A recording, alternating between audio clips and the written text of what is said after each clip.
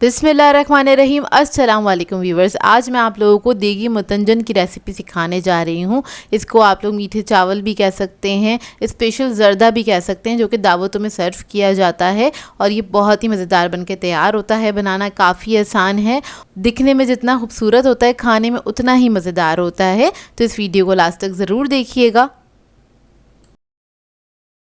अगर आप मेरे चैनल पर नए हैं तो मेरे चैनल को सब्सक्राइब करें, साथ साथ ऑल नोटिफिकेशन को क्लिक करें। इससे आने वाली मेरी हर नई वीडियो की नोटिफिकेशन आपको सबसे पहले मिलेगी। वीडियो अच्छी लगे तो लाइक एंड शेयर करना ना भूलें।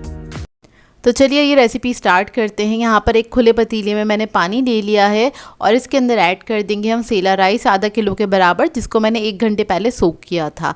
अब इसके बाद इसके अंदर हम ऐड कर देंगे इलायची, 4 अदद हरी इलायची ली है।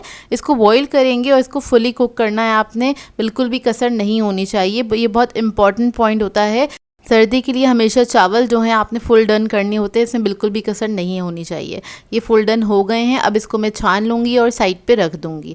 अब आ जाते हैं इसके दूसरे स्टेप की तरफ। तो उसके लिए हमें घी चाहिए होगा 5 टेबलस्पून के बराबर। यहाँ पर मैं देसी घी यूज़ कर रही हूँ, आप लोग नॉर्मल वाला भी यूज़ कर सकते हैं, लेकिन इसके साथ बनाएंगे तो बहुत अच्छा इसका जायका निकल के आता है। इसके अंदर हम ऐड कर देंगे नट्स, जिसके अंदर मैंने लिए हैं किशमिश, नारियल लिया है, बादाम और पिस्ते लिए हैं, सब मिला के 1 कप के बराबर हैं। और इसको मैंने मोटा मोटा कट कर लिया था, बस 1 के 4 हिस्से ही कट करे हैं बादाम पिस्तों के।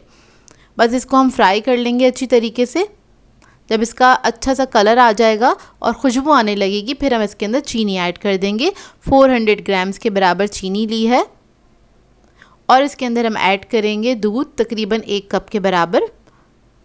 अब इसको मिक्स करेंगे। मिक्स करने के बाद हमने इसको पकाना है। इतना पकाएंगे कि चीनी का दाना जो है वो डिज़ोल्व हो जाए। चीनी का दाना नहीं रहना चाहिए इसके अंदर। तो देखिए दाना जो है डिज़ोल्व हो गया है। अब इसके अंदर हम सारे जो राइस हैं वो ऐड कर देंगे। सारे राइस ऐड करने के बाद इसको हम मिक्स करेंगे। हल्के हाथ से आपने इसको मिक्स कर लेना है अच्छे से। और उसके बाद हम इसको कुक करेंगे। फुल फ्लेम पे कुक करिएगा इसको तकरीबन 5 मिनट के लिए, ताकि जो इसके अंदर जो लिक्विड है ना वो थोड़ा सा ड्राई हो जाए। तो देखिए बस इसको मैं पकने के लिए छोड़ दूँगी और इसको कवर करने की ज़रूरत नहीं है, आपने खुला ही पकाना है। तो देखें इसका लिक्विड जो है काफ़ी हद तक ड्राई हो गया है। अब इसको हम दम पे रखेंगे। तो इसको आपने लेवल कर लेना है। उसके बाद आप इसके ऊपर कलर ऐड कर सकते हैं। तो यहाँ पर मैं ग्रीन कलर ऐड करूँगी और रेड कलर ऐड करूँगी इसके ऊपर। तो बस थोड़ा सा ही कलर ऐड किया है मैंने, 1/4 टीस्पून के बराबर दोनों कलर्स ऐड कर दिए हैं। ऊपर से ऐड कर देंगे थोड़ा सा केवड़ा एसेंस। अब इसके बाद इसको हम दम पे रख देंगे कवर करके तकरीबन 8 मिनट के लिए। और उसके बाद इसको हम खोलेंगे 8 मिनट के बाद। आपने क्या करना है, हल्का सा इसको मिक्स करना है।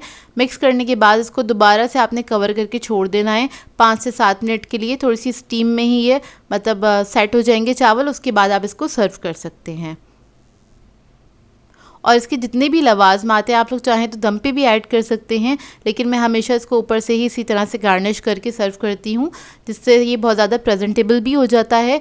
और आप मेहमानों को सर्व करेंगे तो उनके सामने वो भी बड़ा अच्छा लगता है कि दस्तरखान पे इतनी अच्छी खुशनुमा जो डिश है वो आपकी निकल कर आती है। तो बस ऊपर से मैंने खोया ऐड किया है, अशरफियाँ ऐड कर देंगे, अपनी मर्ज़ी के मुताबिक ऐड कर सकते हैं आप लोग। और इसके ऊपर मैं गुलाब जामुन और चमचम ऐड कर दूँगी। ये छोटे साइज़ की ईज़िली मार्केट से मिल जाती हैं, हर हलवाई की शॉप से आपको मिल जाएंगी। और अगर आप लोगों के पास ना हो, बड़े साइज़ की हो, तो आप उसको कट करके भी इसके ऊपर ऐड कर सकते हैं, जो कि ज़र्दे के साथ बहुत ही मज़ेदार लगती है। और इसमें ज़रूर ऐड कीजिएगा, आप लोगों को बहुत पसंद आएगा। आप लोग इसको दावतों पे सर्व कर सकते हैं।